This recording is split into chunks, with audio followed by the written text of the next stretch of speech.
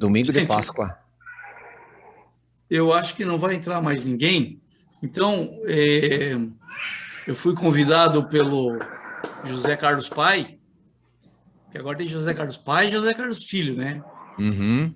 Eu fui convidado pelo José Carlos Pai para fazer a abertura e o encerramento da nossa reunião de hoje.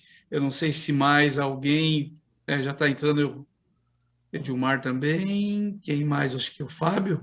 Diácono Fábio. Diácono Fábio. Não, por Tem que enquanto alterar é a lá, Cássia. É a descer, Cássia, por enquanto. Não, mas é que nem o Diego, ele tá com. Os casais são uma carne só, então, É. certo? Então vamos iniciar a nossa reunião de hoje, né, com um assunto muito importante, como todos os outros assuntos que nós já estudamos, sempre são importantes para o nosso crescimento espiritual, né? E eu vou convidar o meu filho para orar para nós iniciarmos a nossa reunião, e já em seguida eu passo a palavra para o nosso irmão Diego Leodoro, que vai falar para nós, como todo mundo já está sabendo, né, sobre Agostinho de Hipona. Né? Então, que Deus abençoe a todos nós. Né? Caso eu preciso me ausentar umas 2 ou 3 vezes por causa de um remédio que eu estou tomando, então, assim, eu volto aqui na telinha daí enquanto isso, tá bom, gente? Então, vamos orar com Diácono Edson. Só fazer um teste primeiro, estão me ouvindo? Sim. Ok, obrigado. Então vamos orar. Senhor Deus, Pai, te agradecemos, Senhor, por mais esse dia, Senhor Deus, esse sábado que já descansamos, já trabalhamos também para Ti, Senhor Deus, que o Senhor abençoe cada homem aqui reunido, Pai, cada família também que está presente, Pai, que possamos aprender um pouco mais de Ti, Senhor Deus, através, Senhor Deus, dos outros líderes que já passaram pelas igrejas, Senhor Deus, que já comandaram em outros tempos, Pai, que possamos aprender, Senhor Deus, a seguir esses homens também, Senhor Deus, como eles seguiram a Ti, Pai. Nos dá agora o Teu Espírito Santo, Pai, que Ele conduza agora o nosso irmão Diego, dirija também esse estudo, Pai. Muito obrigado, Senhor, por esses homens reunidos, Pai, e continua, Senhor, trazendo cada vez mais homens para o nosso convívio, Pai, para que possamos crescer juntos no Teu caminho, Senhor. É o que te pedimos, Pai, e já te agradecemos. No nome santo de Jesus Cristo, amém.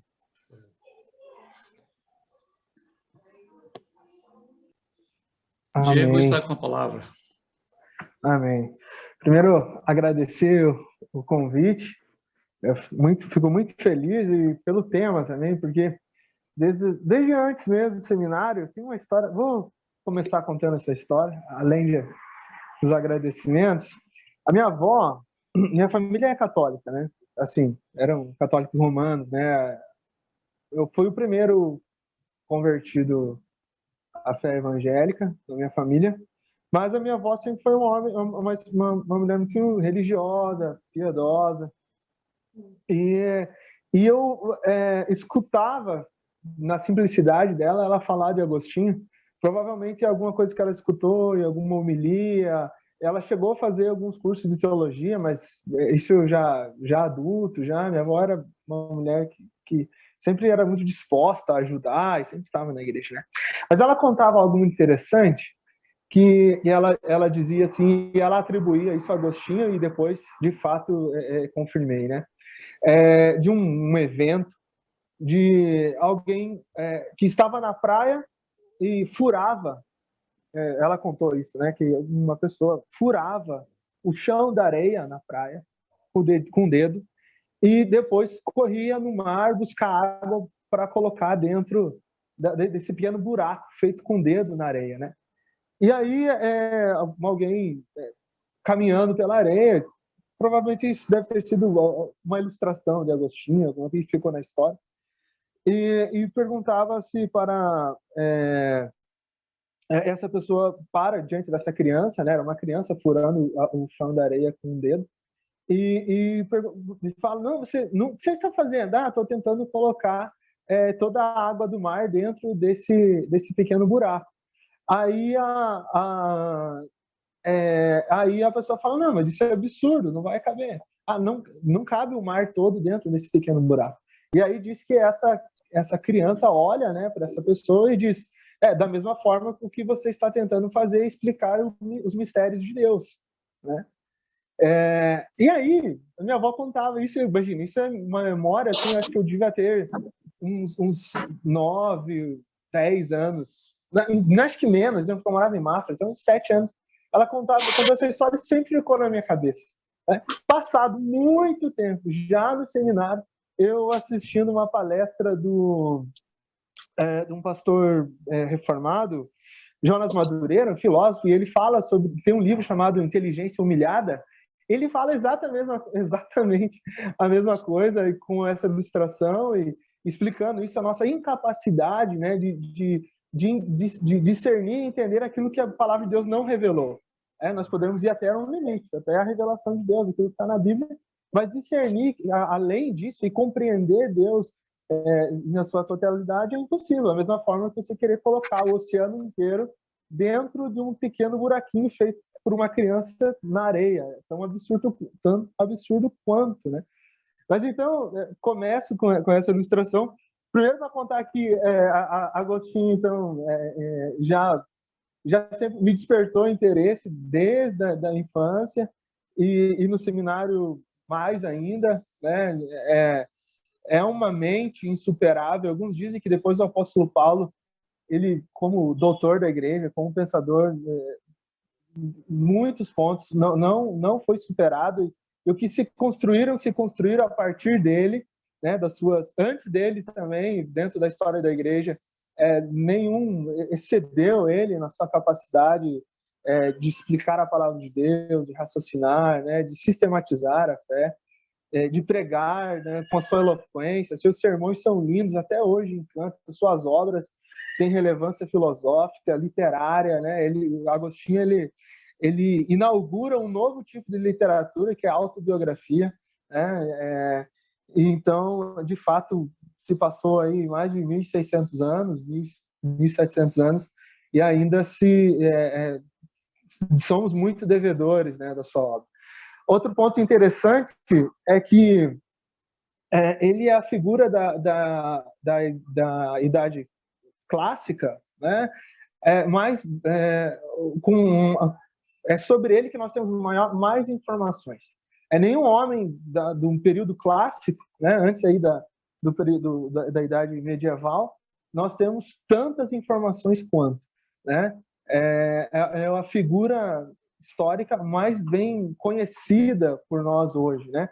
Nós temos mais ou menos, né, em latim, as obras dele preservadas, cartas, sermões, são 100 livros, são mais de 200 sermões, não sei, mais de 300 cartas. Então a gente tem bastante material, acho que nem 5% disso em português, e extremamente relevante, né? Aquilo que ele escreveu em várias áreas do conhecimento, não apenas teológico, né? Psicológico, né? Agostinho, ele inaugura muito e tem muito a dizer sobre a subjetividade humana, sobre a questão da psique. Ele sistematiza e explica ao mundo, né, como que a fé cristã entende história, né? A história, né? Como se conta a história, como que nós entendemos o estudo da história em si, ou da economia, né, de Deus em relação à temporalidade, né? Agostinho também tem tratado sobre o tempo, né, nas suas Confissões, capítulo 10. É alguém para se estudar a vida inteira, e impressionante o que esse homem produziu com os recursos que tinha, né? Mas a sua capacidade lógica, como pedagogo também, né? Nem existia talvez essa concepção moderna nossa de pedagogia, mas ele já também é relevante. Então, é alguém extremamente interessante de se pensar. Não foi perfeito, cometeu seus erros, mas muitos dos seus erros, ou quase todos, pode ser atribuído à sua época.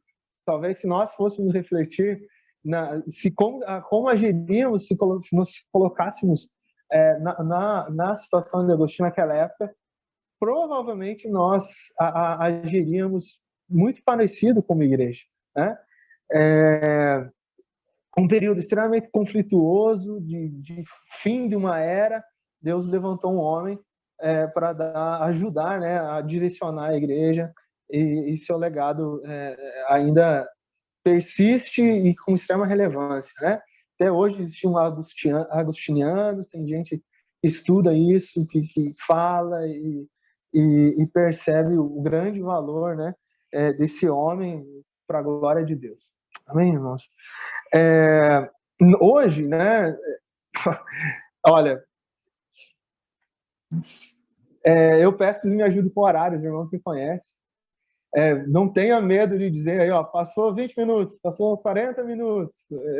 Imagino que nós temos 1 hora aí. Peço ajuda para os irmãos, porque é muita coisa a se falar, e é muito interessante mesmo. Mas nós vamos focar em alguns pontos. Nós vamos falar um pouco sobre a vida, um pouco geral sobre a obra, mas mais em específico sobre uma controvérsia, né? Foi isso que a diretoria me pediu, sobre a controvérsia donatista, né? Que está ligado à concepção de Agostinho sobre o que era a igreja, a essência da igreja, né? A sua relação com o Estado e também a questão de sacramento, né? São esses 3 pontos aí que são tratados em relação ao donatismo e que lições que a gente pode tirar para o dia de hoje, né? Para o tempo que nós vivemos. Tem algumas semelhanças com o tempo de Agostinho, né? Com esse período. Um fim de uma era, coisas acontecendo, sofrimento, aflições, né? Como que a gente compreende isso, né? Vamos fazer assim, vou pedir 45 minutos para expor os slides, a gente explicando. Se alguém tiver uma pergunta muito urgente, se eu não posso deixar para o final, abre o microfone e pede, mas aí depois, 15 minutos do final, a gente conversa. Aí a gente conversa sobre esse tema. Se você não conseguir segurar aí a tua dúvida até o final, abre o microfone. Mas se der para segurar, se for um comentário, anota, guarda na memória, a gente no final. E a gente tem um sorteio aí também, né? A gente tem que ver um jeito aí. Eu peço aí que o Leão me ajude a organizar o sorteio de um livro aí, né? Que foi doação do nosso irmão Marcos, né? Tá bom? Antes da gente começar, eu estou vendo o pastor Eliseu aqui na minha telinha. Pastor, fazer algum comentário inicial de abertura, por gentileza? Não, Diego, pode prosseguir aí. Está de bom tamanho. Manda bala. Tá certo. Os irmãos, algum comentário inicial? Fique à vontade. Ok? Vou seguir então. Considerar o silêncio como podendo conseguir. Eu vou compartilhar uma tela aqui, que são os slides.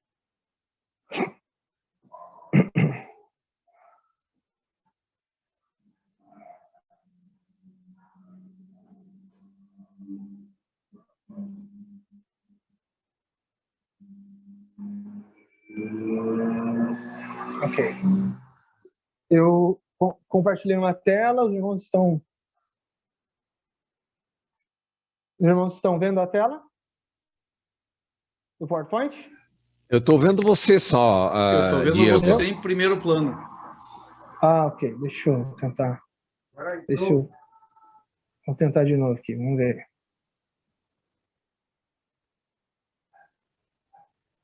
Aqui. Não coloque no modelo apresentação, nosso não sai. Tá.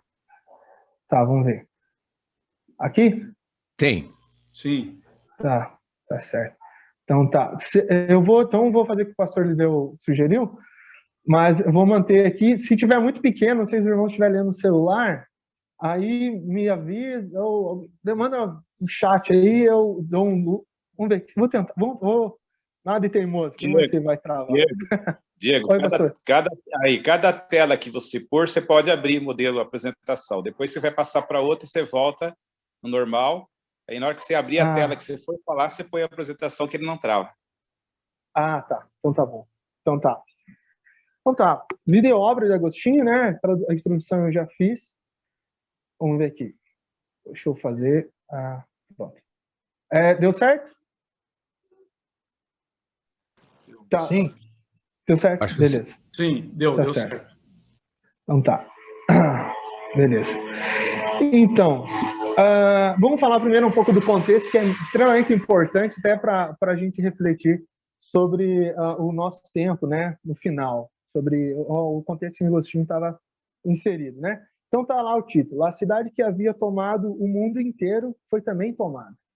É o fim do Império Romano, né? Então já vinha de uma decadência muito grande e por vários eventos, por várias circunstâncias, né? E aí Agostinho nasce nesse período de transição aí, final aí então da idade antiga, né? Fim do Império Romano e início aí do período medieval, né? Na filosofia, Agostinho é considerado um pensador da antiguidade tardia, né? Esse é o nome que ele recebe. A patrística na filosofia recebe esse nome, antiguidade tardia, né?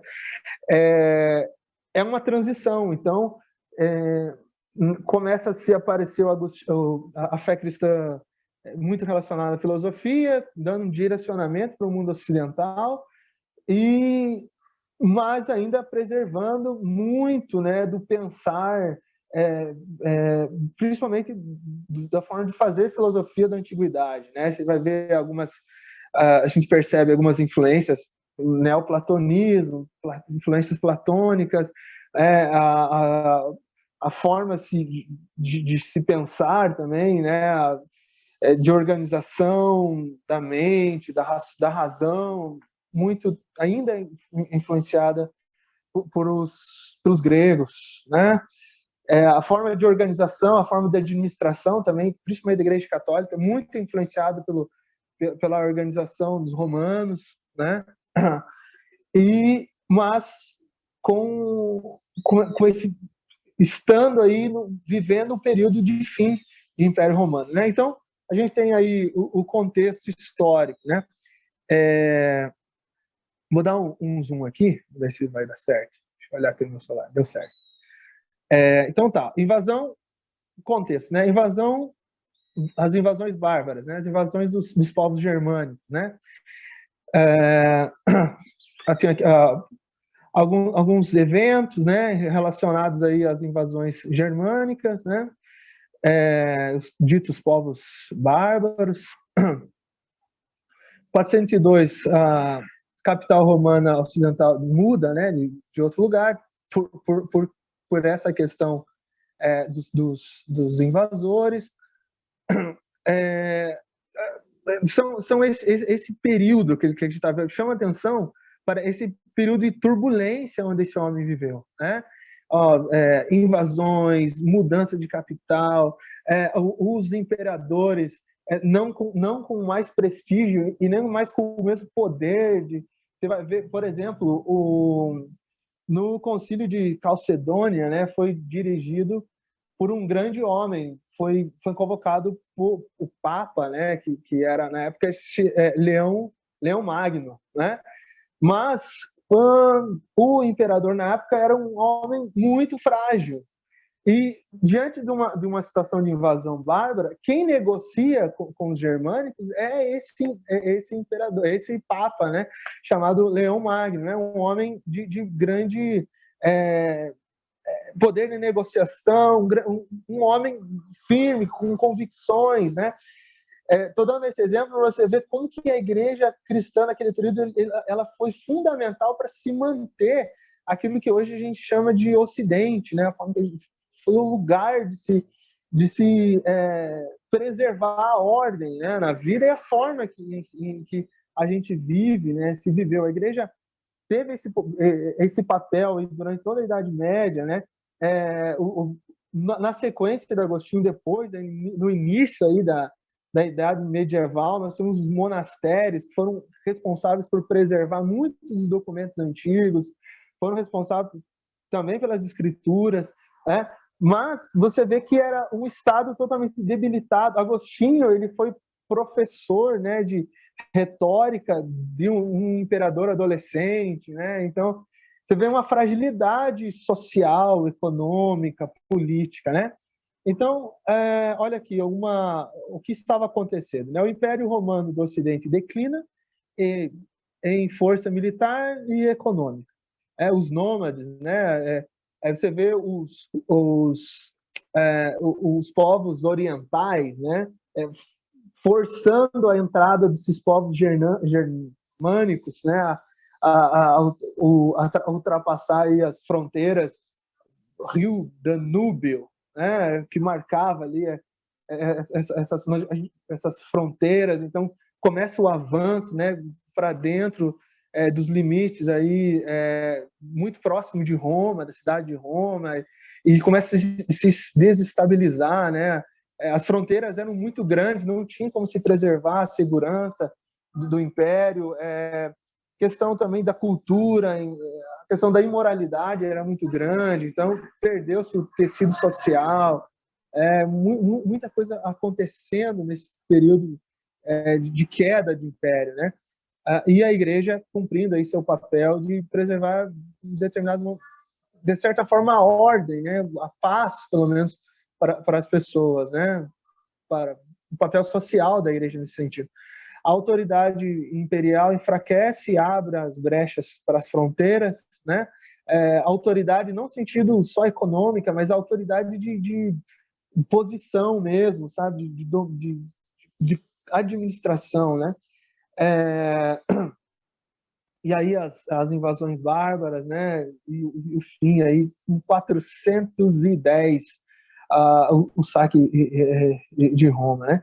Tribos germânicas criaram novos reinos, né? E nasce então a Europa dividida, né? E não mais sobre o domínio de um imperador, né? Romano. Tá, vamos o próximo aqui. Aí, voltou. Então esse é mais ou menos um contexto, né? O contexto da época. Aí o contexto de Agostinho, né? Como que Agostinho inserido nessa situação aí, né? Aqui mais um slide sobre isso, mais um slide sobre essa questão do contexto. Tá. O que naquela época Agostinho estava refletindo e discutindo que hoje é muito semelhante para nós no dia de hoje, né?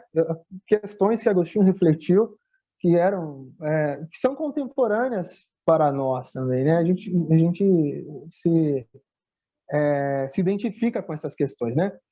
A Escritura é realmente a fonte última de autoridade para as nossas crenças? Cremos que sim, Agostinho também vai fazer essa afirmação. Como podemos interpretar corretamente as Escrituras, né? Agostinho tem uma obra chamada A Doutrina Cristã, onde ele é um tratado sobre exegese, né? Sobre hermenêutica. O que é exatamente o mal? Como o mal entrou na criação? Agostinho vai responder essa questão da origem do mal, a questão do bem. Essa questão sempre incomodou Agostinho, né? Ele passa pelo maniqueísmo, né? Que é uma doutrina que misturava muita coisa, inclusive uma errônea compreensão da fé cristã, onde eles defendiam um dualismo, né? Onde o bem e o mal eram forças equivalentes, né? E lutavam entre si. E o Deus, por exemplo, do Antigo Testamento era um Deus mau, e o Deus agora do Novo Testamento é um Deus bom, né? Então, Agostinho vai tentar primeiro buscar no maniqueísmo uma resposta para a origem do mal, questão do mal no mundo, não se convence e acaba passando depois pelo neoplatonismo, chegando na fé cristã, né? Encontrando essa resposta. Por que somos tão frequentemente incapazes de fazer o bem? Por que nos encontramos tantas vezes amando coisas erradas? Com certeza nós já fizemos essa pergunta, né? Por que eu amo o bem, né? Por que eu sou incapaz de fazer o bem, sendo que eu sei que isso é o melhor? E por que me pego amando aquilo que é errado, aquilo que é odioso, a minha própria consciência, né? Como o pecado tem afetado nossas vontades e personalidade. Tá? Se Deus é infinitamente poderoso e amoroso, por que o mundo está cheio de tanto mal e sofrimento? Quem é Deus? Como podemos chegar à salvação? Onde podemos encontrar a igreja verdadeira? Com certeza essas perguntas já passaram pela nossa mente, ou alguém já chegou a nós com essa dúvida, e por isso que Agostinho continua sendo extremamente relevante, né? Os irmãos, me faz um sinal positivo se os irmãos me ouvem bem, por gentileza. Ok. Ok. Aí, vamos falar um pouquinho da vida de Agostinho, né? Agostinho nasceu em 13 de novembro de 354, na cidade de Tagaste, norte da África. Né? Você tem um mapinha ali. Tagaste fica na região da Argélia. E cruzando o mar Mediterrâneo, nós já estamos na Itália, né? Naquilo que nós chamamos de Europa hoje. E essa região em que Agostinho viveu ali, Tagaste, era uma região de produção de cereais, né? Então era uma região importante. Se abastecia boa parte do Império Romano da produção de cereais dessa região, né? Agostinho ele é filho de uma mãe cristã chamada Mônica e de um pai pagão chamado Patrício. Mas esse homem tinha relações políticas, né? E dessa forma pôde proporcionar a Agostinho a possibilidade de estudos, né? Então, ele nasce em 354, em 365 ele foi enviado para Madaura para se aprender o latim, né? Latim não se compara o que se produziu em relação à língua inglesa, mas se compara relativamente ao nosso inglês hoje como uma língua universal, né? Todo homem educado, letrado, precisava conhecer o latim. Algo interessante é que Agostinho nunca conseguiu dominar o grego, né? Muito menos o hebraico. Ele conhecia, mas ele não dominava. Tem gente, Agostinho não falava, não conhecia. Não, ele conhecia, mas ele não dominava, né? E ele atribui isso pela forma violenta que ele foi educado, né? Ele aprendeu o latim e que ele foi ensinado o grego com muita violência.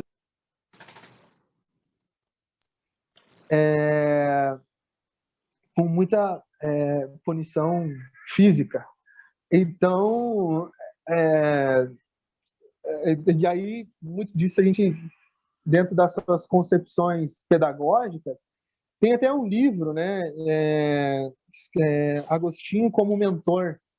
E alguns dizem que Agostinho era muito procurado pelos jovens, né, sempre tinha jovens à sua volta, pela forma dele explicar com a clareza, com a qualidade do seu ensino, né, a paciência, a bondade, né, e com a misericórdia de Agostinho para ensinar, né, vem muito da própria história de vida dele, né.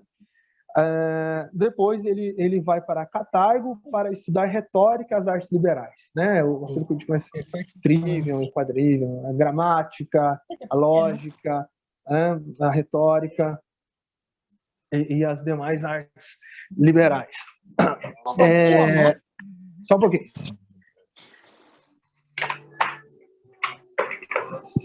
Vamos lá. Ok. Em 373 ele conhece o maniqueísmo e no futuro ele acaba ele tem um encontro com um homem chamado Fausto, que era um mestre maniqueu, e ele se desilude, ele tem uma grande desilusão porque Fausto não consegue responder as perguntas dele, e aí ele acaba se desanimando, né, com o maniqueísmo, acaba conhecendo o neoplatonismo, e aí começa uma mudança de Agostinho. A conversão primeiro, é interessante isso, que a primeira conversão de Agostinho ela é intelectual, e não, mesmo o contato dele com a fé cristã, ele vai para Milão e ele conhece um bispo chamado Ambrósio, que era conhecido como um grande retórico, um homem que pregava com muita excelência e falava muito bem. Agostinho, ele vai, apesar dele ter dentro de casa algum tipo de influência cristã pela sua mãe, mas ele nunca aceitou o cristianismo até então, né? Mas a sua mãe era uma constante intercessora, né? A Mônica, ela continua sendo para nós uma referência e uma mãe que intercede. Interessante que ela morre vendo seu filho sendo batizado, né? E o pai de Agostinho também se converte, né, à fé cristã, né? Depois ele vai para Milão, onde ele recebe então dentro da casa imperial aí a função de professor de retórica. Ele é mestre do imperador, que na época era um adolescente, né?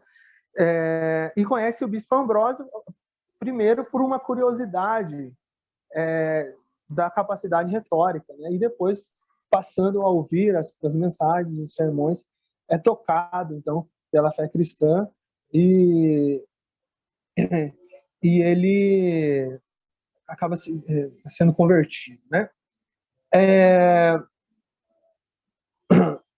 Interessante, algo interessante em Agostinho que nos chama a atenção é que daí esse slide aí, né, de surpresa, né? Agostinho ele faz, tem um dos livros aqui, ele tem essa afirmação completa, mas ele tem essa frase dele: dá-me o dom da castidade, mas ainda não, né? Agostinho ele é um homem de crises, ele é um homem de profundas crises, né? Quando se busca a verdade com sinceridade, a verdade produz crises, né? Essa frase de Agostinho, dá-me o dom da castidade, mas ainda não, é de alguém que está convencido intelectualmente da fé cristã, mas não convertido pelo Espírito Santo, né? Ele foi convencido que a fé cristã ela é a explicação, ela dá a explicação aí mais do que suficiente para a realidade humana. Agostinho estava convencido então da grandeza da fé cristã, mas isso ainda não tinha poder para transformar a sua vida, né? E aí, porque uma das características aí, né, de Agostinho, ele era um jovem, um homem que era... os biógrafos dizem que ele se considera um devasso, mas nem chega a esse ponto. É que a compreensão dele de pecado, a compreensão dele é muito mais... se a gente for comparar homens da época dele, ele não era tão terrível quanto a gente imagina que ele de fato era, né? Quando se lê as confissões dele, quando ele vai tratar sobre os seus próprios pecados, né? Ele era um rapaz um homem que tinha um relacionamento com uma concubina, né? Era que a história não preservou o nome dela, ele nunca disse o nome. Desse fruto desse relacionamento, que não era um casamento, mas era um relacionamento aí, um relacionamento estável, né? Durou acho que 15 anos, se eu não me engano. Nasceu um filho chamado Adeodato, né? E tem uma obra dele chamado O Mestre de Magistro, acho que é isso em latim, se eu não me engano, que ele é o interlocutor de Agostinho, eles debatem algumas coisas, e quando o Agostinho é batizado, na data de hoje, né, como o presbítero Gerard nos lembrou, Agostinho tem o prazer de ter junto com ele no dia do seu batismo seu filho Adeodato, que depois morre, e Agostinho lamenta muito, né, a morte desse filho, e um amigo chamado Alípio, né, um amigo próximo, bem próximo de Agostinho, que também aparece em alguns momentos importantes da vida de Agostinho, né? Então ele tem essa frase: dá-me o dom da castidade, mas ainda não. Estou convencido do poder da fé cristã, mas não tenho, de fato não quero, né? É interessante pensar isso. Tem muita coisa que a gente tem que agir com essa sinceridade, né? Eu quero isso, mas não, Deus, eu quero te servir, mas não agora, né? Principalmente, bem uma frase de alguém jovem, né? Eu sei que isso é bom, mas não para mim, né? Sabe aquela figura do pai que leva os filhos, a esposa na porta da igreja, a família ir para o culto e ele não entra, né? Para assistir o culto, depois volta no final do culto para buscar a família. É isso, ele sabe que a fé cristã é boa, mas ele não quer para ele, né? Mas é de alguém que está em crise, né? E aí os estudiosos, né, de Agostinho dizem que a conversão dele, quando de fato ele é convertido, ele é convencido pelo Espírito Santo, uma mudança radical. Agostinho, ele tinha a possibilidade de se casar, né, de se casar de fato, mas ele não quer, né, porque ele quer se dedicar a vida inteira a Deus, né? Então ele faz um voto sim de castidade, né? Ainda não era obrigatório, né? Naquele tempo, a Igreja Católica ainda não tinha isso como exigência, né, para o ministério. E alguns dizem que ele nunca esteve sozinho com uma mulher desde a conversão. Ele nunca esteve ele e uma mulher sozinho em uma situação, né? Sempre com alguém junto, né? Mostra aí quanto Agostinho ele era radical. A partir do momento em que ao mesmo tempo que ele se considerava um devasso, se entregava às paixões, ele se entregava então à conquista da capacidade de oratória, se dedicava ao ensino, era alguém que tinha o prazer em vencer um debate, né? Ele era um homem orgulhoso, né? Dado a festas, né? Mas depois, na sua conversão, a mudança é totalmente radical. Ele gasta o resto da sua vida, aí mais ou menos 30 anos, né, depois da sua conversão, cuidando da igreja, produzindo, cuidando daquelas ovelhas que pregava vários sermões durante a semana, né? Produzia como um intelectual, cuidava da igreja, era bispo, né? Então, em Hipona, por isso que ele recebe, né, depois esse título, Agostinho de Hipona, né? Não é porque de onde ele nasceu, né? Ele nasceu em Tagaste, mas ele era bispo, então, na cidade de Hipona, se dedicou, então, de forma de corpo e alma e toda a sua intelectualidade aí à igreja, né? À disposição de servir a Jesus Cristo. Conversão 386, né? Esse é um episódio interessante e famoso, né? Agostinho estava com Alípio em um jardim, uma casa alugada, e ele entra em profunda crise, conversando com Alípio, e ainda ele está convencido do poder intelectual da fé cristã, mas ainda ele não é convertido pelo Espírito Santo, né? E aí, então, esse talvez seja a marca aí da conversão dele, aonde ele pega a Bíblia em Romanos, né? Abre um pergaminho, né? Não a Bíblia, né? Como nós temos hoje, mas um pergaminho de Romanos, e ele lê esse versículo: andemos dignamente como em pleno dia, não em orgias e bebedices, não em impudícias e libertinagem, não em contendas e ciúmes, mas revestivos do Senhor Jesus Cristo, e em nada disponha para a carne no tocante às suas concupiscências, né? Então, dizem que nessa data, em agosto de 386, lendo esse texto, Agostinho, ele se converte. E dentro nessa circunstância, dizem, né, a história diz, e Agostinho nos conta, em que ele estava largado em um jardim, e chorando em lágrimas, em prantos, pedindo para Deus, para que ele desse a fé, para que ele fosse convertido, que Deus transformasse ele, né? As confissões, né? A sua obra biográfica fala sobre isso.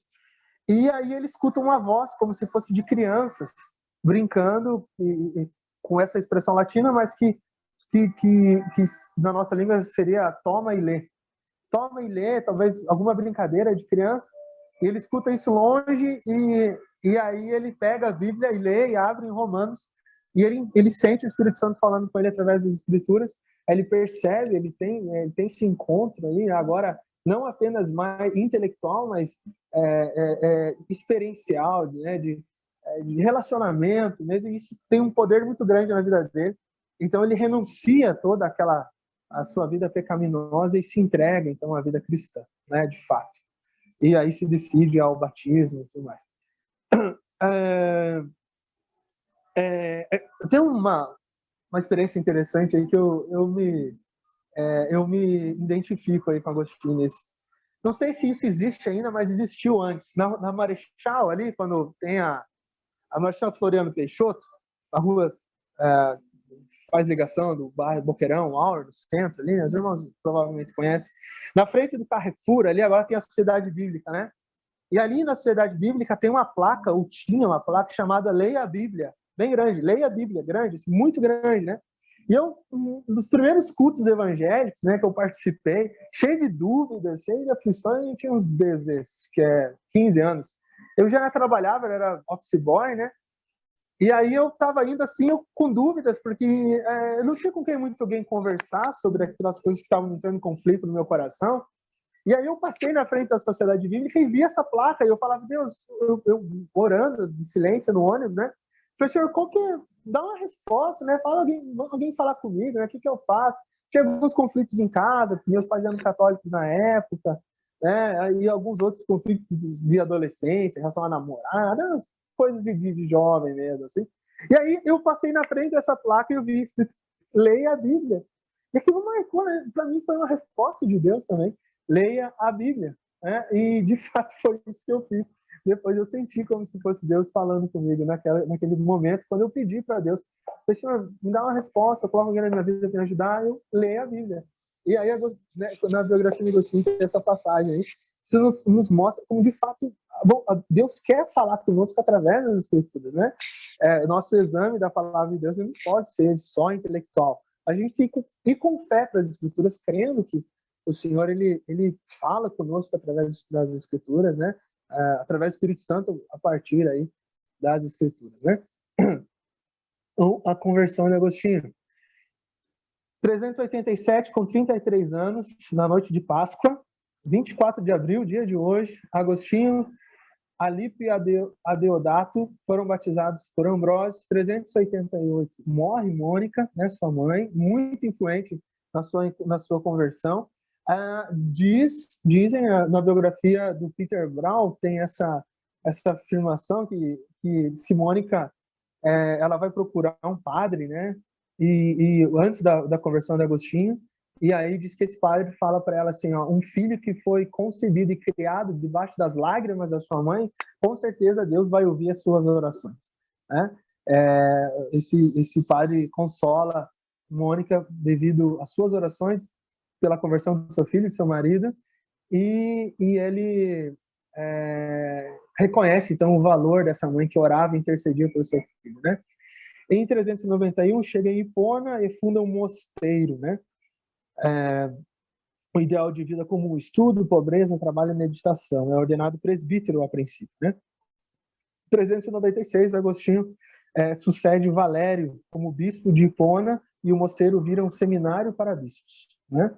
E 430 morre Agostinho e Heráclito, então, é seu sucessor na condução, então, desse seminário, né, desse mosteiro, e como bispo em Hipona. Alguns temas filosóficos que eu já comentei no começo, a questão da origem do mal. Agostinho propõe a origem do mal na nossa, no uso do livre-arbítrio, né, na responsabilidade, na racionalidade do homem, né? Então, vou abrir aqui, vou colocar um zoom aqui, acho que fica mais fácil para os irmãos verem, né? Lá. Humanos são seres racionais. O mal aqui está mais relacionado ao mal moral, tá, gente? Opa, mudei o slide sem querer. Cadê? Deixa eu abrir aqui. Aqui. Vamos lá. Os humanos são seres racionais. Para que sejam racionais, os humanos devem ter livre-arbítrio. Isso significa que devem ser capazes de escolher entre o bem e o mal. Os humanos podem, portanto, agir bem ou mal. Deus não é a origem do mal. Nós estamos falando aqui antes da queda, né? É a origem do mal moral, né? Onde Agostinho encontra na humanidade, mas na nossa semente, lá em Adão, né? Alguns outros temas, alguns temas filosóficos, né? A subjetividade do tempo, Agostinho vai propor tempo, né? Para nós, a nossa percepção do tempo, né? Ela é diferente, a minha percepção do tempo é diferente diante de circunstâncias e de uma pessoa para outra, né? E a filosofia da história, como eu já falei, né? Então, essas são algumas contribuições mais citadas aí para diante de Agostinho, né? Principais controvérsias, né? A dignidade da igreja e seu direito exclusivo de se chamar Igreja de Cristo, contra o racionalismo e seus adversários, né? Essa questão da inteligência humilhada, aí que o livro do Jonas Madureira, do pastor Jonas Madureira, mas é muito influenciado pelo pensamento de Agostinho, né? Contra o racionalismo e seus adversários. Agostinho mostra que a fé não exclui a inteligência, e as duas esclarecem e se reforçam mutuamente. Ele tem um livro dele que é Contra os Acadêmicos, onde ele propõe que a razão não é suficiente para explicar todas as coisas, né? Defende também o Antigo Testamento como preparação do Novo Testamento, que é aquele que é em harmonia e continuidade com este. Aí uma resposta aos maniqueus, né? Deus preserva a beleza e a bondade da criação, o mal é uma corrupção do bem. Aí tem uma influência do neoplatonismo, né, de emanação. O neoplatonismo entendia que existe o bem, que ele vai emanando como uma onda, que se chegasse uma pedra num lago, e aí aquelas ondas que vão se formando junto do impacto da onda, né? E quanto mais se distancia, né, aquela onda, o mal vai aparecendo, né? Então tem uma influência disso ainda, né, do neoplatonismo. O mal é uma corrupção do bem, resultado do livre pecado do homem. Tem essas questões aí em Agostinho, né? O mal, então, é um exercício aí do bem. O mal é uma corrupção do bem, né? Então não é uma força, não é uma força equivalente, né? Mas o mal é a ausência de bem, assim como as trevas é a ausência da luz, né? Então Agostinho usa um pouco dessa da teoria neoplatônica, né, para tentar explicar a questão do mal também, né? Ele denuncia então o dualismo maniqueísta, né, e questões de panteísmo, materialismo, e aí o confronto com os puros, né, os donatistas, né, que nós vamos nos apegar mais hoje, né? Ele elaborou sobretudo a doutrina da igreja como corpo de Cristo unificado pelo amor do Espírito. E aí então a concepção que para nós também é válida, né, de igreja visível e igreja invisível. Aí nós começamos a controvérsia donatista e agora, antes da gente entrar nessa controvérsia, nessa primeira parte aí da vida dos irmãos, da vida de Agostinho, vou abrir aqui, voltar a tela. São 5h52. Né? Os irmãos têm algum comentário? Querem fazer alguma dúvida antes da gente partir para questões da igreja? Diego, Pode falar. Você colocou lá no início que ele tinha várias dúvidas e uma das dúvidas era como interpretar corretamente as escrituras, né? E ele, pessoalmente, ainda que a igreja não exigisse, ele faz lá o voto do celibato. Esse voto, então, a gente pode considerar que foi um erro de interpretação das escrituras? Não, porque é até interessante. É interessante isso. Agostinho, ele lê a afirmação do apóstolo Paulo de que o ideal o apóstolo Paulo faz isso mesmo. Ele faz essa afirmação do que nas escrituras, acho que na carta aos Coríntios, que o ideal para um servo do Senhor é se manter solteiro, se manter sem as responsabilidades do matrimônio, né? E dentro de Agostinho, como existia esse conflito, ele era um homem muito intenso, né? Existia esse conflito dentro dele em relação à vida da sexualidade, os pecados ligados a esses, aos desejos sexuais. E ele sempre foi muito radical, né, no seu caráter, né? Ele decide, ele recebe esse conselho do apóstolo Paulo, ele faz esse voto aí de celibatário, mas ele afirma, ele faz essa afirmação. Eu tenho essa afirmação aqui em um dos livros, acho que no livro do Frank Ferreira, o Frank Ferreira coloca essa afirmação dele, dizendo que eu tenho o direito de me casar, é um direito bíblico, mas eu escolho renunciar a isso porque ele não quer arcar com o peso do casamento, entende? E aí, eu hoje casado, e o pastor Eliseu está aí conosco também, peço que o pastor comente esse ponto também, o casamento, de fato, ele nos impõe algumas restrições ao ministério, impõe mesmo. Você fica muitas vezes dividido, não pelo fato de que a tua esposa, mesmo pode ser a esposa mais compreensiva, Deus me deu uma esposa com um coração missionário, mas mesmo assim o casamento, a família impõe algumas limitações em relação ao ministério, né? É claro que também te incentiva, te ajuda, te anima, tá ali com uma companheira de oração, mas os seus sentimentos, no mínimo, ficam divididos entre você, em determinado momento, tem que se cuidar da igreja e você cuidar da sua família, né? Você tem que conciliar as duas coisas. E Agostinho não estava disposto a essa renúncia. Então, não é nem que o casamento não é algo proibido no sentido, mas Agostinho entende. Eu não quero levar mais a vida devassa que eu levava antes. Mas eu também não quero os compromissos do casamento, né? E ele queria se dedicar 100% à vida intelectual. Pensa bem, vamos dizer, vou pegar o pastor Eliseu, né? Se o pastor dizer para sua esposa ou para os seus filhos, né?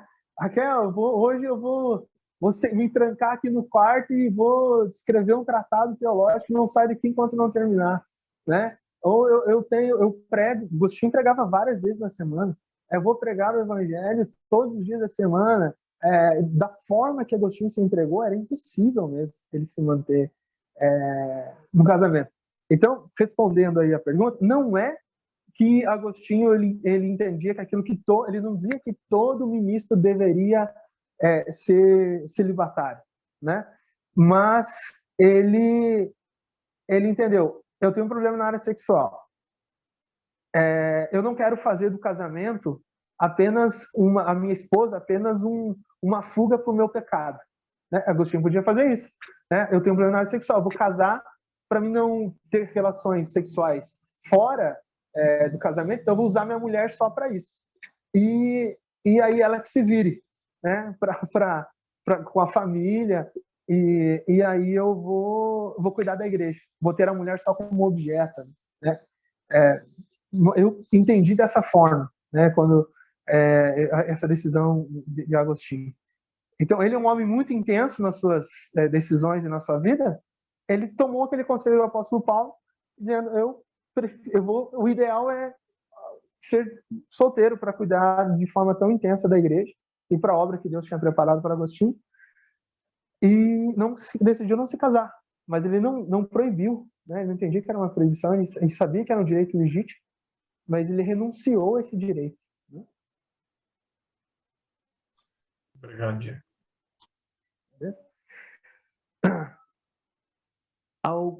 Alguém mais? Pastor, casamento, de fato, divide as nossas atenções, né? Sim, com certeza. Mas, ao mesmo tempo, ele dá validade ao nosso ministério, né? Ah, com certeza. Porque eu posso chegar, por exemplo, num outro casal que está passando por dificuldades e ter uma palavra bíblica e uma palavra com base bíblica, com base na experiência vivida, né? Sim, sim. A questão de Agostinho, eu vejo assim, ele não teve uma experiência muito positiva quando criança, com o pai e a mãe, nos relacionamentos, né? Não Também. teve uma experiência muito positiva. E por mais que seja um ícone mesmo, né? A cada 1000 anos nasce um como ele, mesmo assim é um homem, né? E tem seu pano de fundo, né? Então, aquilo que interfere em algumas coisas na vida dele. E talvez isso também tenha pesado, né? Assim, se ele fosse um filho criado num lar 100% com o pai e a mãe presente o tempo todo ali, com carinho, ele e com certeza iria querer repetir, né, essa situação, que é bem natural do homem e é bem designado por Deus, né? Ainda que há um conselho do apóstolo Paulo, mas o princípio bíblico ali não é bom que o homem esteja só. Né? Sempre Deus está chamando assim um Moisés que tem esposa, um Abraão que tem esposa, né? E um Davi que tem até mais de uma esposa, mas não é certo. Mas parece estar sempre, parece não, né? É natural no homem, né? Então eu penso que foi por aí. Mas não quero interferir, não. Falou, tá correto.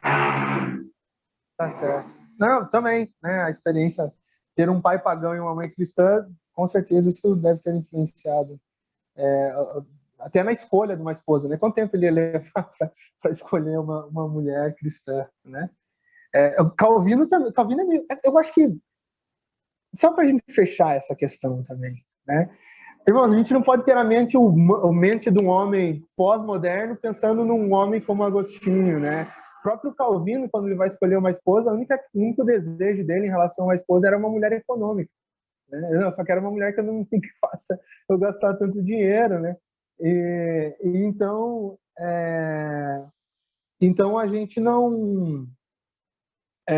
esses homens não eram muito marcados por certo romantismo, né? Eles eram homens muito mais práticos do que nós, né? No sentido, realmente, a vida era muito mais curta, a vida era muito mais pesada, muito mais difícil, né? A nossa concepção mais romântica é muito moderna, né? Em relação ao casamento, né? Os casamentos eram muitas vezes dados de formas diferentes como a nossa, né? Mais alguma coisa, irmãos? Para nós encerrarmos com a questão do donatismo. A questão o apóstolo Paulo também falou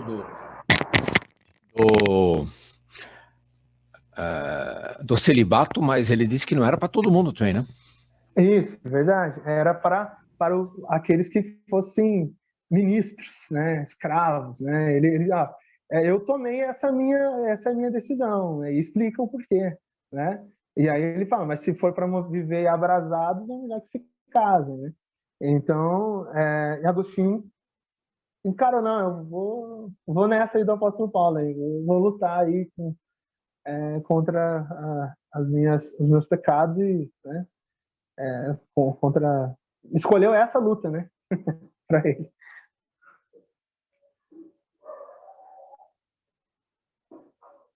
Tá certo? Então tá, acho que é isso, irmãos. Vamos seguir aqui.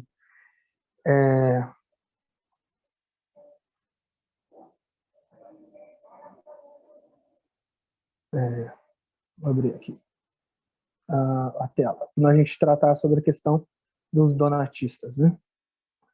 Tá, então a controvérsia aí donatista, né? Donatus, né? Então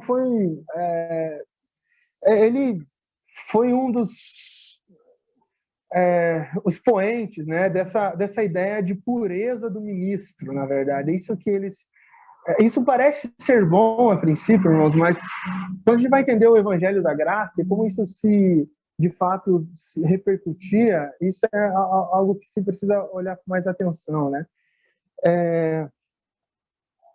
Os extremos, eles são perigosos, como alguém aí comentou esses dias no grupo da igreja, né? As origens do donatismo podem ser encontradas na perseguição de Diocleciano, né, que ocorreu entre 303 e 305. O que aconteceu aí? Esse foi uma das perseguições da igreja, mas foi uma perseguição muito intensa da igreja, né?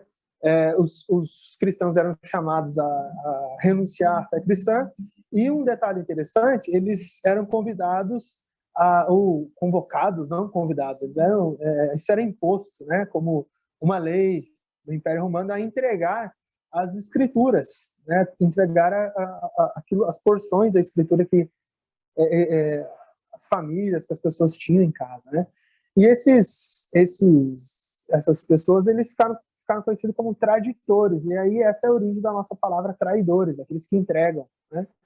Então, se eram convocados que se entregassem aí, utensílios que eram utilizados nos cultos, entregado as escrituras, né? Muitos deles entregavam, fugiam para não entregar, alguns entregavam porções que não eram das escrituras, outros textos, alguns entregavam textos apócrifos, né? Mas muitos, por não entregar, eram mortos sim, né? Eram martirizados e tudo mais. A questão surgiu depois, o que nós vamos fazer com aqueles que traíram quando a perseguição passou? Quando a perseguição passou e essas pessoas que traíram a igreja, né, entregaram as suas escrituras e não foram mortas, e a perseguição aí cessou, o que a gente faz com essas pessoas de novo? Aceitamos eles de novo na igreja? Reincorporamos eles? Eles não traíram a fé? Será que esse pecado ele é um pecado imperdoável? E o que a gente faz com os bispos, então, pior ainda, que negaram a fé, que entregaram as escrituras, né? E não foram mortos, né? Não foram chicoteados, não foram torturados, simplesmente por medo de entregar. O que fazemos com isso, né? E aí, então, surge aí, então, aquilo que fica conhecido aí como o movimento dos puros, né? Aí liderado, um dos líderes era Donatus, aí ficou na história aí a controvérsia donatista, né? Então, os bispos caíram, então eles eram tirados da igreja, e aí surge a figura dessa. Agora ele não fazia mais parte da igreja, foi excluído da igreja, né?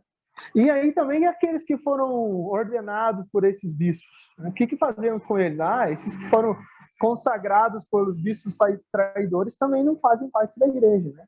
Então não foram consagrados de maneira válida. Então os donatistas defendiam que os atos episcopais, né, a ordenação, né, em relação ao ofício, os sacramentos dependiam da pureza pessoal. E essa pureza pessoal, ela não estava ligada, por exemplo, ao amor, à piedade, o ensino correto das escrituras. Estava ligado, então, a esse ato público, né, de renúncia aí da fé, né? A controvérsia teve muitos contornos sociais e políticos. Aí surge aí essa figura dos circunciliones. Para explicar isso de maneira bem fácil, muita coisa está acontecendo ali, né, nesse período, né? Então, tem aí os sem terras da época aí. Os caras que invadiam, tinham questões sociais, tinham questões políticas, e aí os donatistas, querendo fortalecer a igreja também da época, quando surge, então, a igreja dos puros, daqueles que não renunciaram, e se afastaram da igreja católica, e aqui ainda católica, não é católica romana, é a católica universal, é a igreja, né? Agostinho vai lutar pela unidade da igreja, esse é um tema importante também para nós. Surge a figura desses rebeldes, desses homens mais violentos, né? Que tinham questões de interesses políticos e sociais também, econômicos, começam a fazer pilhagem, né? Começam a invadir missas ou cultos, né? Aqui a biografia que eu li fala nisso. Começam a invadir aí os cultos, as reuniões, e começam a assassinar, então, bispos católicos. Começa a ficar violenta a situação, né? Agostinho, ele vence, né? Existe um determinado momento na história onde se é chamado, então, convocado um colégio, né? de bispos para se decidir qual é a igreja diante do imperador, qual é a igreja que está certa, a igreja donatista dos puros ou a igreja católica, como que a gente, quem que está certo, quem está errado.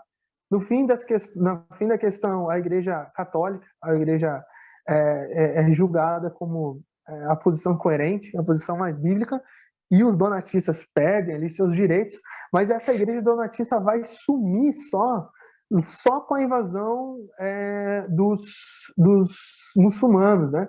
Isso ficou muito mais forte em numa região, né, que é a região onde o Agostinho viveu e foi pastor, né, no norte da África, né? O donatismo foi muito forte ali nessa região, né? Tinha muitos interesses. Lembra que eu falei que era uma região agrícola, então tinha muito interesse ali econômico por terras. A igreja, né, começa a receber muitos favores políticos, né? A gente tem anterior a isso, né, a simpatia aí de alguns imperadores, a legitimidade da fé cristã, depois a fé cristã como a fé do império mesmo, né, enfraquecimento, e um período de grande caos. Teve gente que usou aí dessa defesa da pureza, né? A gente tem que ter, isso vale para nós hoje, irmãos. A gente tem que ter muito cuidado com o santarrão, né?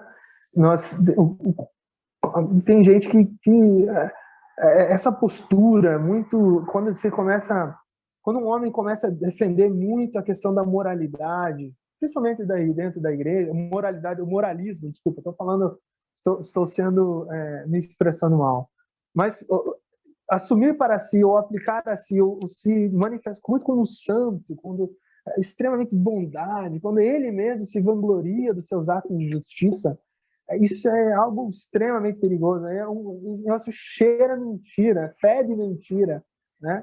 E aí sempre tem um interesse por trás, alguma coisa aí, alguém está querendo enganar alguém, né?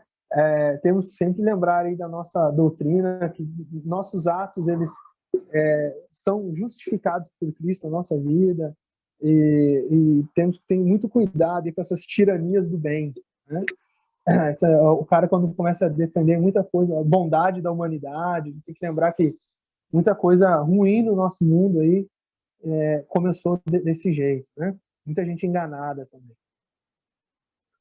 A moral cristã, as nossas obras, ela é importante, né? Mas ela precisa ser reconhecida por Deus e ela não deve ser usada como marketing, né?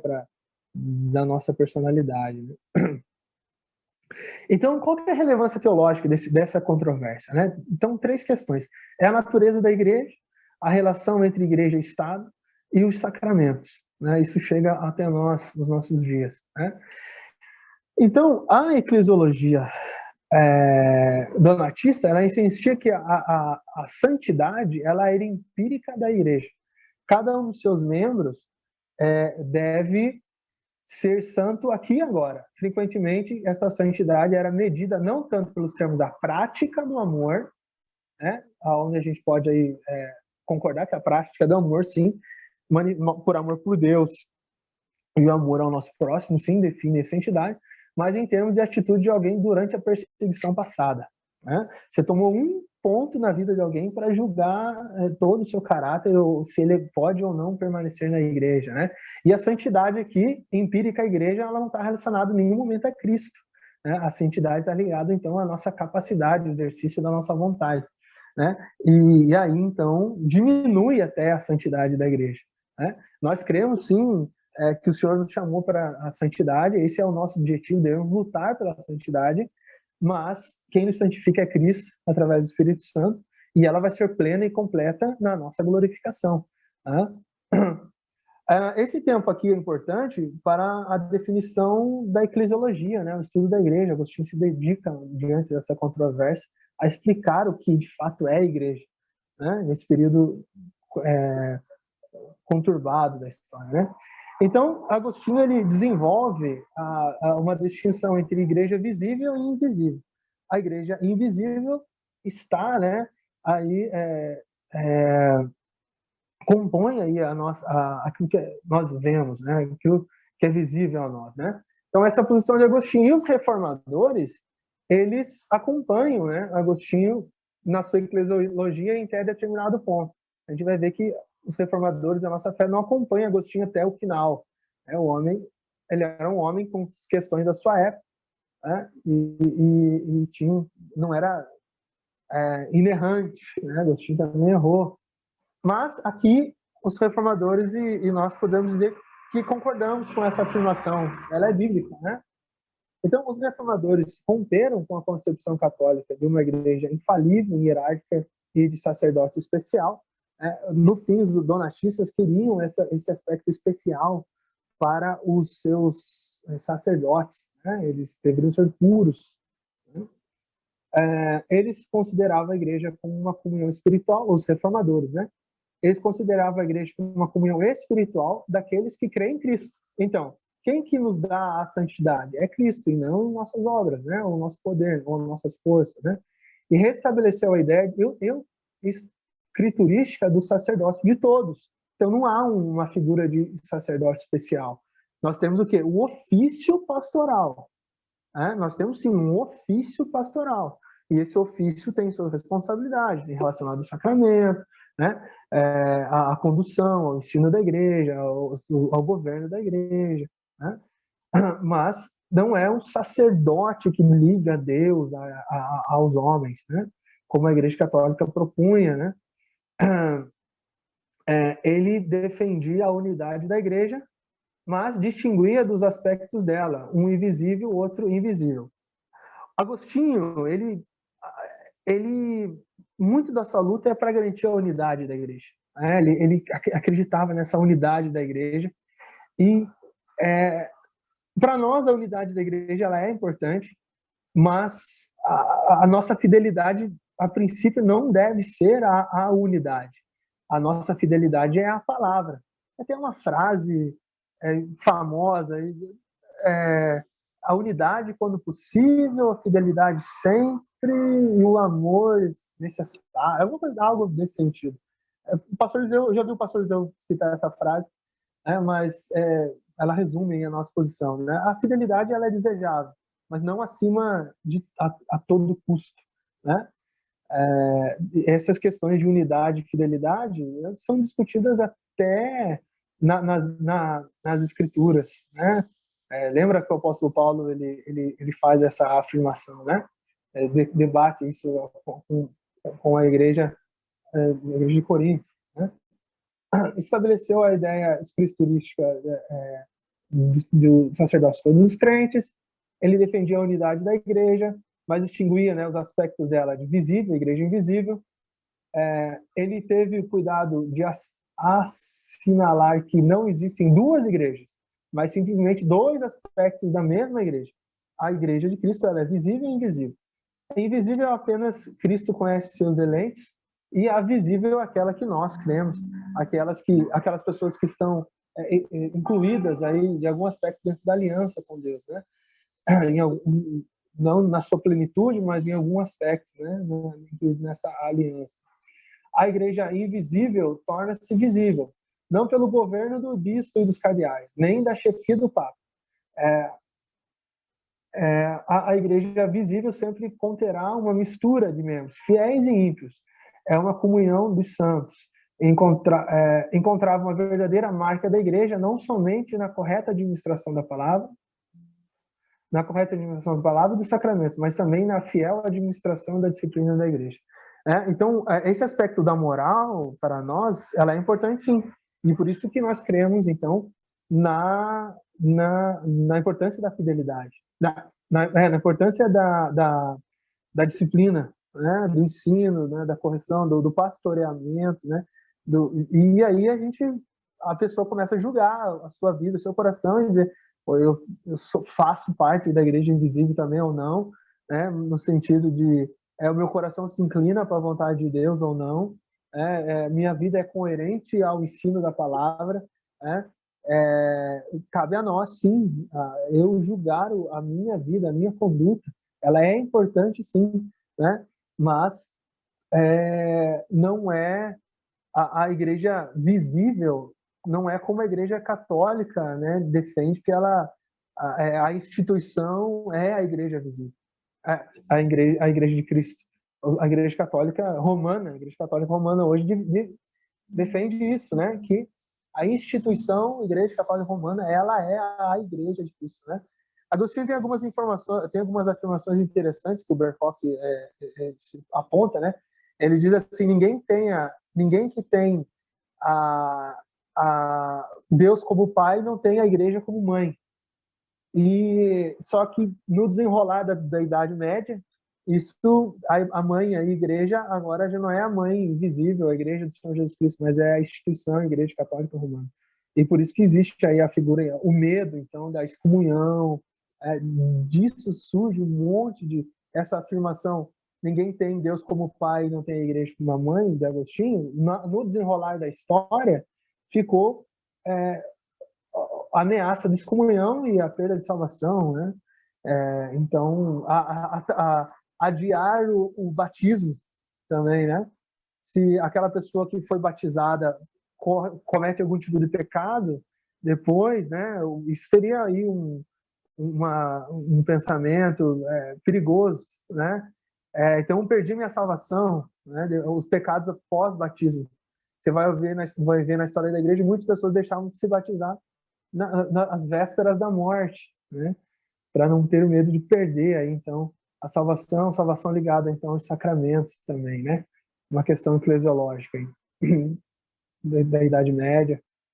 Tem aí uma relação aí com esses debates, né? Em relação à igreja e Estado, a gente viu em relação à natureza da igreja, a gente viu que a natureza da igreja ela está relacionada à santidade de Cristo, né? Ela é invisível, ela tá nessa aliança de Deus com os seus eleitos e a perseverança dos seus eleitos. Essa é a igreja, esses são os santos que compõem a igreja invisível, mas ela tem os elementos de igreja visível, né? Igreja militante, que essa que a gente vê que é composta pelo joio e pelo trigo, né? A questão da igreja e Estado, né? A violência dos circunciones, né? Esse movimento mais extremista dos puristas, né? E também pela questão das invasões bárbaras. Lembra que agora a igreja começa a ter um relacionamento muito mais próximo com o Estado, né? E aí, de acordo com Agostinho e a nossa confissão de fé também, e nós cremos que de fato existem guerras justas, né? Mas Agostinho começa a tratar esse tema lá, né? Todo tipo de violência ela deve ser evitada em qualquer circunstância. Nós devemos evitar a violência. Toda guerra ela é uma guerra ilegal, né? Toda guerra é uma guerra, deve ser evitada a qualquer custo, né? Até tem uma afirmação de que somos pacifistas, né? Nós desejamos a paz, mas nós não cremos no pacifismo, né? Tudo aquilo que tem ismo é um tipo de exagero, né? Então a igreja cristã ela não defende o pacifismo, né? Nós não cremos que em todas e qualquer circunstâncias nós não devemos recorrer então à força, né? Alguma coisa nesse sentido. Há sim um lugar para essas questões quando elas são legítimas. Existem guerras legítimas, né? E aí Agostinho vai defender, né? De acordo com Agostinho, uma guerra é justa se é desenvolvida com um propósito justo, isto é, a estabilidade da paz. Se ela é liderada pelas autoridades constituídas e se mesmo matando, o motivo do amor ainda subsiste. O que Agostinho vai defender? Tem um livro muito interessante, que é esse aqui, ó, irmãos, e ele é uma introdução a Agostinho, e um dos verbetes aqui, ele vai tratar sobre a paz.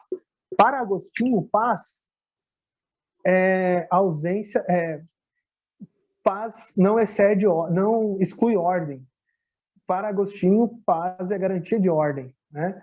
E não existe paz sem ordem, né? Paz sem ordem é, no mínimo, omissão, né? Se eu estou vendo algo totalmente injustiça, desordem, bagunça, e se me requer uma disposição mais enérgica e de autoridade e de força, se eu não exerço, se eu me omito nesse sentido, eu estou pecando.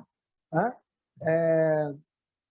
Eu já tratei uma vez na escola dominical, os irmãos lembram a questão de que no nosso tempo, né, em que nós vivemos hoje, há uma desproporção entre as penas e as faltas, né? Então, falta-se um pouco mesmo, na nossa época, de força para reprimir o mal, no desejo de se garantir a paz, né? Então, é uma resposta. Precisamos orar e refletir sobre respostas ao mal que sejam equivalentes, né? E que sejam proporcionais, é melhor a palavra, e que freiem o mal e que não permitam que o mal perpetue ou aumente, né? Você nunca não vai ser dando flores e fazendo caminhada, fazendo passeatas aí que a gente vai ter algum tipo de redução, ou a gente vai da criminalidade, alguma coisa nesse sentido, né? Então, uns passa, sim, por penas e por o exercício da força proporcional para reprimir o mal, né? A Bíblia fala isso, né? A espada está na mão do Estado. Né? Então, há sim guerras legítimas e há sim o lugar para o exercício da força. Senão, Deus não nos teria dado essa capacidade, né, de força. Calvino e os teólogos reformados do século XVII fomentaram, em certa medida, a ideia da sujeição da Igreja ao Estado. Contudo, estabeleceram uma forma de governo da Igreja que propiciava maior grau de independência e poder eclesiástico do que se conhecia na Igreja luterana também. A concepção de governo da Igreja dos luteranos e católicos é diferente da nossa, né? Então, aí talvez algo a debater, porque do tempo de Agostinho em relação a nós, de Agostinho e de Calvino, a relação com o Estado também mudou, né? A gente tinha aí muito forte essa questão em Calvino ainda, né? Dessa relação Estado e Igreja. As confissões de fé é um exemplo disso, né? Se um príncipe, principalmente na época do Lutero, se um príncipe se dizia protestante, toda aquela população também era protestante, né? Era muito mais próximo as relações aí até o século XVII, XVI. Isso começa a mudar aí a partir do século XVIII, né? A relação igreja-estado. E o capítulo 23 da nossa confissão de fé faz essa afirmação em relação ao exercício da força, na relação de Estado. Eu tinha separado para ler aqui, mas fica aí a dica para os irmãos dar uma olhada e ver o capítulo 23 aí da confissão de fé de Westminster. E vai estar muito alinhado aí com as escrituras primeiro, mas também com a posição nesse ponto de Agostinho. Né? Amém. Obrigado, pastor. Já está encerrando aqui. É o último slide. Né? Em relação aos sacramentos, quanto aos sacramentos, né? Os donatistas apelaram para a autoridade de Cipriano, com o objetivo de reivindicar que tais sacramentos podiam ser validados apenas dentro da igreja. Mas eles foram além, afirmar que somente aqueles que levavam uma vida santa eram capazes de administrar os sacramentos válidos. A posição de Agostinho em relação aos sacramentos também ela não é coerente com a nossa, né? Porque a posição católica romana em relação ao sacramento, ela está ligada sim à salvação. Para nós, não. O sacramento ela tem uma relevância espiritual, sim, mas ele aponta para aquilo que aconteceu na eternidade, né? A gente está falando de ceia e batismo, né? Não é o batismo em si, mas sim aquilo para onde ele aponta, né? Que aconteceu lá na eternidade. Então, para nós, hoje, como igreja presbiteriana, né? O que nós confessamos? A graça é revelada nos sacramentos, ou por meio deles, quando devidamente usados. Não é conferida por qualquer poder neles existente, O poder não está no batismo e nem na ceia, né? Nem a eficácia de um sacramento depende da piedade ou da intenção de quem o administra. Então, o sacramento, o batismo, não mora o poder, a relevância, a eficácia naquele que batiza, mas sim na fé do batizado, né? E na ação do Espírito Santo, né? Por fim, a fé é dom do Espírito, então mora na eficácia do Espírito Santo, né? Mas na obra do Espírito e da palavra da instituição, mas na obra do Espírito e da palavra da instituição, a qual, juntamente com o preceito que autoriza o seu uso, contém uma promessa de benefícios ao que dignamente o recebem. Então, eu creio na obra do Senhor Jesus Cristo na minha vida. Então, eu publicamente sou batizado, eu confesso ao Senhor diante dos homens, crendo na obra do Senhor Jesus Cristo, e não crendo no batismo em si. Não é a aspersão, não é a nossa, ou para os batistas, né? Não é fugiu a palavra, mas não é no ato, né, de se submeter ao batismo que garante a nossa salvação, a eficácia desse. Né? Então, irmãos, acho que aqui nós encerramos os slides. Algumas obras-chave, né? Para se ler Agostinho. Podemos começar com Confissões, né? A Trindade, né? A doutrina cristã, questão de exegese e hermenêutica em Agostinho. A Cidade de Deus vai tratar dessa relação muito clara da relação igreja e Estado. Ele escreve isso para existir uma acusação de que o Império Romano caiu por conta da adesão do Império à fé cristã. A questão para nós vai tratar do livre-arbítrio, né? A questão do bem, do mal, a questão da eleição, da predestinação, a questão da graça, principalmente de obras, né? Talvez essas são as principais, né? Não que as outras não tenham relevância, mas essas são as obras principais e os principais tratados aí de Agostinho, né? As principais obras, né? Chave para entender o pensamento dele.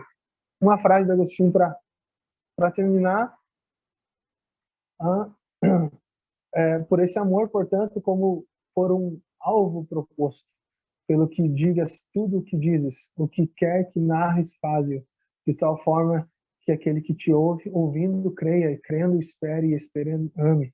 É uma atitude aí, um comportamento nosso na nossa vida de estudo, de meditação, mostra o caráter de Agostinho também, né, de alguém que de fato tinha um propósito, alguém que perseguia aquilo com fidelidade, mesmo cometendo erros, mas na sua concepção, principalmente relacionada à igreja, a sacramentos, algo que nós hoje, como reformados, não acompanhamos Agostinho, mas com certeza os seus méritos são muito maiores do que aquilo que o desabona, né, ou aquilo que fica meio confuso. 6h30, irmãos, nós começamos 5 horas, 5h10, passou um pouco de uma hora proposta aí.